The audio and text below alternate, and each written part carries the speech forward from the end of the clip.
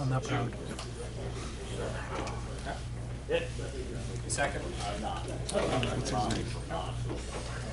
So correspondence, as previously reported, Colleen EMS, Peter Berry's retired, so taking over is Chief Chris Custon. Is that right, Custon?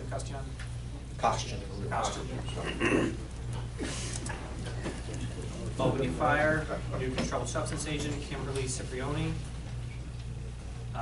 Remac, Howard Huff has given us a resignation, and he will be replaced by Jonathan Behrens. So thank you for many years of service here. And also, this is last minute, not really a correspondence, but an announcement from Columbia Memorial. Just put it in there. Okay, so as many of you have heard through the grapevine, as of October 1st, Columbia Memorial will no longer be delivering babies. So we will be having a pre- and postpartum care and an extensive GYN care, but the deliveries of our patients will be going to Albany Med due to our affiliation. This was a long time coming. Our births 10 years ago were 700 plus. This year they're projecting 280 births.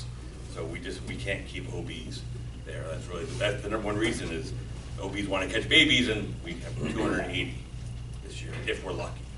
So we are working with education for our EMS. We'll be holding drills in our ER. We've got something worked out. And also I'm teaching EMS OB training at Greene County EMS Day in November, and also this month on the 25th at the Livingston Station in Columbia County. So just want to make everyone aware. So you all heard it officially. We close OB on October 1st. Will you be taking any pregnant patients to the ER? Less than 20 weeks. You know, and quite frankly, if someone comes in pregnant at 25 weeks for they twisted their ankle, yes. But we're not taking anyone who's an imminent delivery or there for an OB problem. Especially if it's an MVA, even if it's low impact, because we cannot do tocolytics. We cannot do any type of monitoring there. So, thank you. Yep. Committee reports, academic. Okay, so just a few things.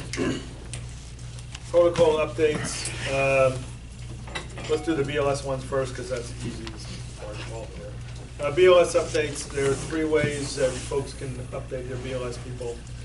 That's either through seeing Chris Fulber's videos, which are online.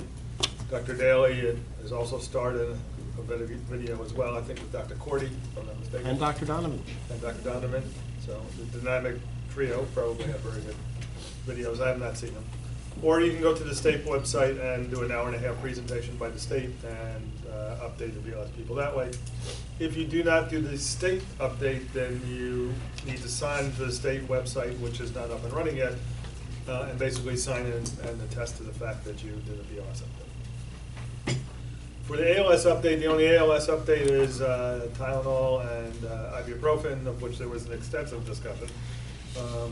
And Dr. Daly now has a headache and took a whole bunch of naproxen because he thought that would work better than he couldn't figure out the dosage.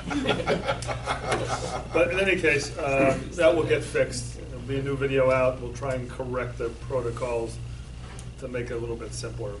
That being said, we'll leave that there. Drug shortages, epi, I guess, is still a drug shortage. Bicarb as well, we're hearing. Bunch of AEMT courses. REMA was looking into buying a license for EMS charge for educators to use. That's still sort of up in the air as to whether that's a worthwhile purchase or not. But I'll leave it there. Other than that, I don't remember anything else other than Howard, thank you for being on the academic committee for many, many years. We'll miss you, and we welcome Jonathan as his replacement. That's it. No time scope. No, what? No time scope. Oh, well, that's next on the list, though. Skipping over. The REMSCO was did meet and has meeting 2 weeks. So. Right, and CMAC meets on the 24th, ZEMSCO meets on the 25th, STAC meets on the 10th, if anybody wants to go to any of those meetings. QI.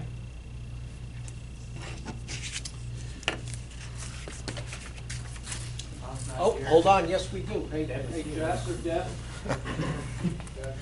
Deb has some notes. I'll just start actually with just a quick CARES report from Albany County, just so folks know what's happening with some of the data that's going into it. In case anybody is wondering, between the 1st of January in 2018 and the end of 2018, we attempted 327 resuscitations in Albany County. 5 of those were traumatic. Of the non-traumatic ones, overall resuscitation rate was 8.1%. In bystander witnessed cardiac arrests, resuscitation rate was 12.9%. And Utstein, which is defined as shockable rhythm cardiac arrests, resuscitation rate in Albany County, 31%. So in salvageable cardiac arrest, that's a pretty reasonable number for us to start with to just continue to get better. So this is great data that we're starting to get. Thank you guys for all the effort. Thank you, Deb. So the rest of the QI committee, we got a CARES update on the counties that are self-reporting. Greene County and there are counties that still need some, that need to be incorporated into CARES, like Rensselaer County.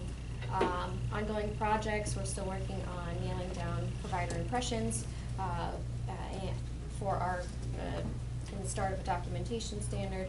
Let's see. We have 1 new PEC provider, so 17 total in the region. We talked about ambulance patient offload time reporting. Deb put together a quick report of a 1 month on the average ambulance patient offload time, and we're going to table that till next meeting to figure out what time frame to maybe do a more regular reporting of that, so we can track it and possibly intervene if needed. I sent out a QI survey, reviewed the QI survey. From that, we're going to start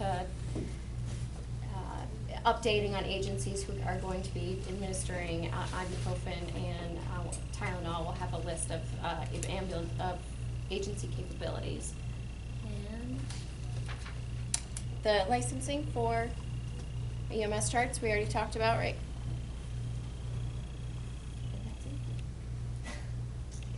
Anything else?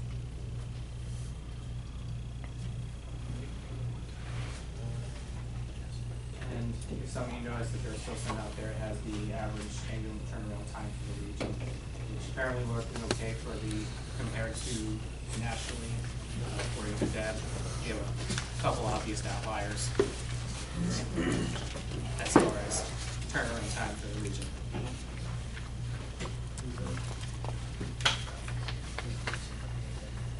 Looks like there's no report from Remac.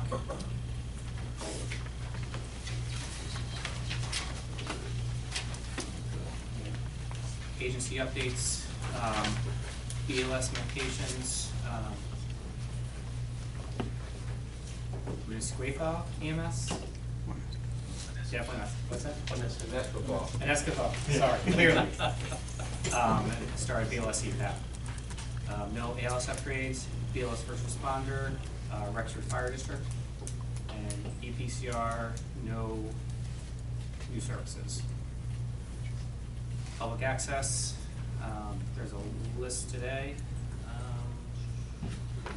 A bunch of originals, Professional Security, Chubb and Surge, Pitney Bowes, Excelsior, Fingerpaints, Planet Fitness, College St. Rose, Mechanical Air Community Center, Arise, GE Power, Newark County School District, GE US Healthcare, New York State Thruway Capital Region, Chase Construction, Albany Pine Bush Preserve, Mid-Hudson Valley, Fair Credit Union, Hirsch Captain Sterling, County Overland, new CERTA update, St. Joan of Arc Church, and Apple Park. New business, does anyone want to give an ET3 update or just so? So ET3, which is the initiative to have ambulances take patients to non-hospitals. which is a CMS initiative, but it looks like the insurers in the region would like us to pursue it, whether we get CMS selection or not. Did have a meeting, was branched off to a couple different groups working on the medical direction, working on getting urgent cares and other facilities involved in this. And we'll report back once we have some more information. We're at the, start working a little bit more diligently, but don't really have a final product out yet. The general gist of it would be EMS is called, you arrive, patient doesn't look like they need an ER, you would call the telemedicine doc, who's also a Remo doc, to then have them discuss with the patient and decide if you need the ER, you can stay home, we'll call scripting or something, or take them to one of the urgent cares or enhanced urgent cares. And that basically sums that idea up.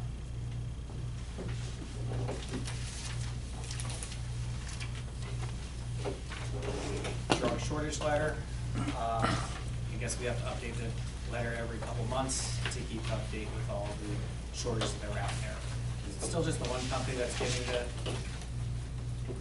There's actually a couple of different companies that are issuing this, and I think more than anything else, what this comes is from, and this is the bizarre thing of this meeting, is where we turn around and say, Don, can we work with the department so we can stop sending letters to you, asking them to then give us the authority to do what the FDA said we can do, and for us just to be allowed to use the FDA extended use dates without continually asking them, which just makes sense. Yep. So that's just something to see if we can work with them to create policy. So we could bring that up at CMAC, just see if we don't have to do this over and over and over again. That would be great. So why don't we just add that to that? Just at CMAC. Thank you. Because until then, it's just gonna be a standing item for every meeting, which is gonna get old. Yeah, exactly. Protocol updates and rollouts, already discussed that. You want to talk about the LMS?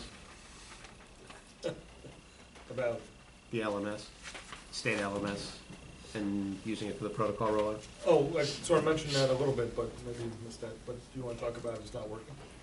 No, hopefully it will be working soon, and we will be given access to it here and be able to use it just to basically electronically record all participants in the system so the state can then reach back out with information as necessary.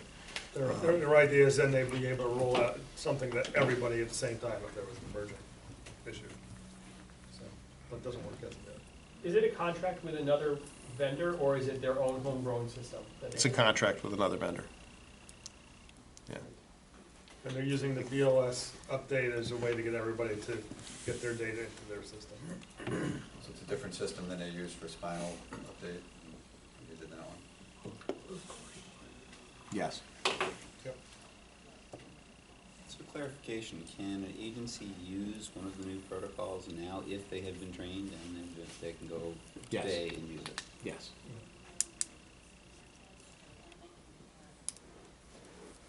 Except for the Tylenol.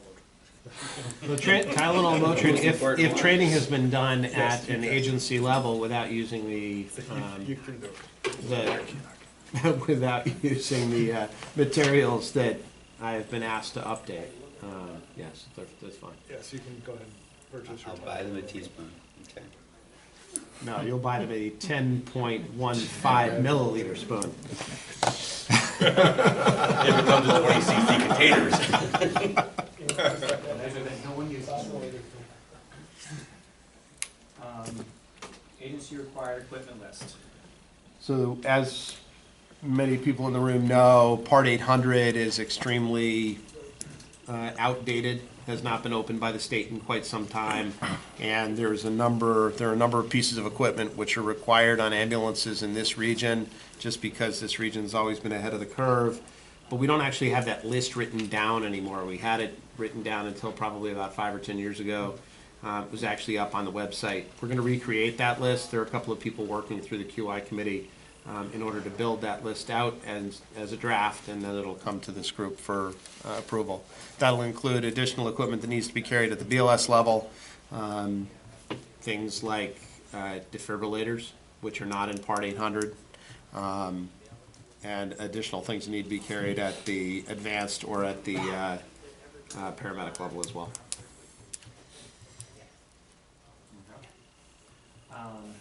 Matters, education assistant, emergency referrals. This is the name started out in Buffalo. It's pretty easy to give someone a dose of Suboxone.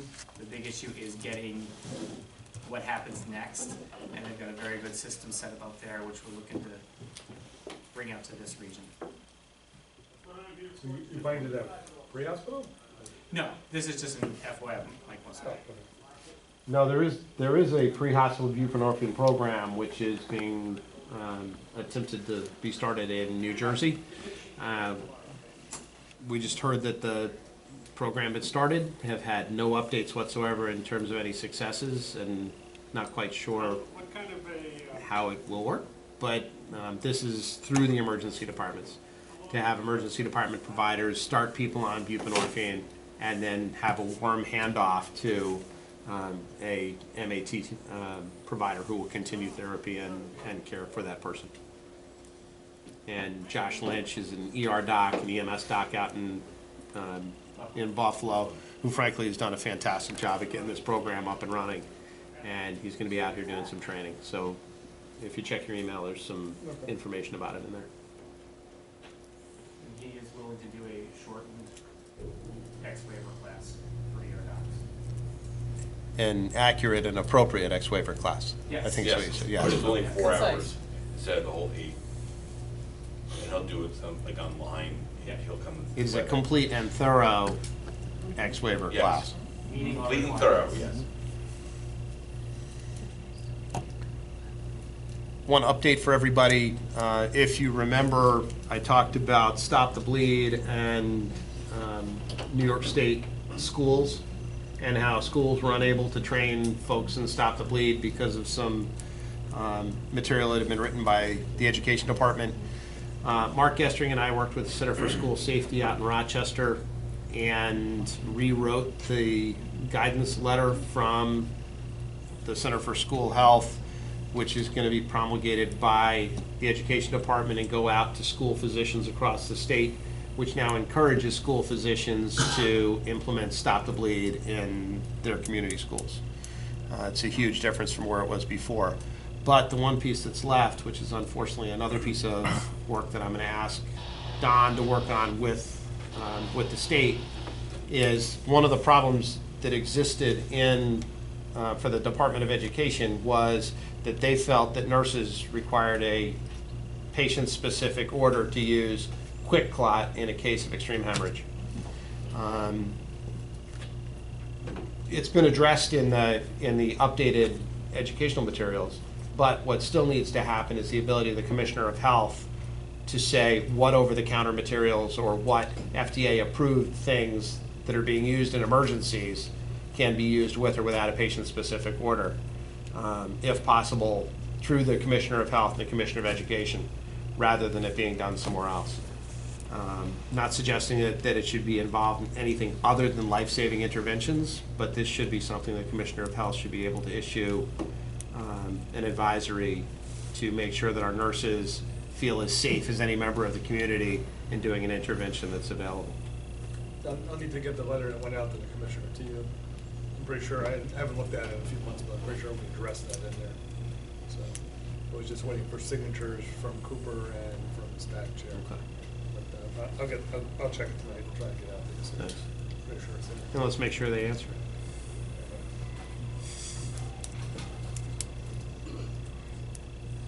Any other discussion? Anybody have town hall? No. And I think that's all we have for today. That is a record meeting. That is a record meeting. Oh, not completely over.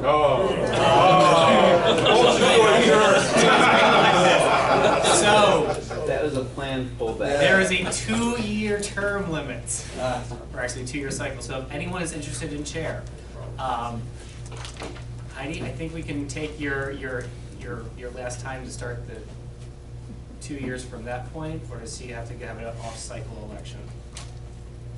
So if you want to be chair, set nominations so we can vote on it for December or January. It's been 2 years ago? I was just gonna ask the same question. I can't believe that. I literally just went through a double check dates, but yes. That's hard to believe. Thank you very much. So if anyone is interested, it will not be a knockdown, drag-out election fight. You can have debates, or, What's that? you can have debates with your. They can show up, I won't. Okay, on that note, motion to adjourn? So moved.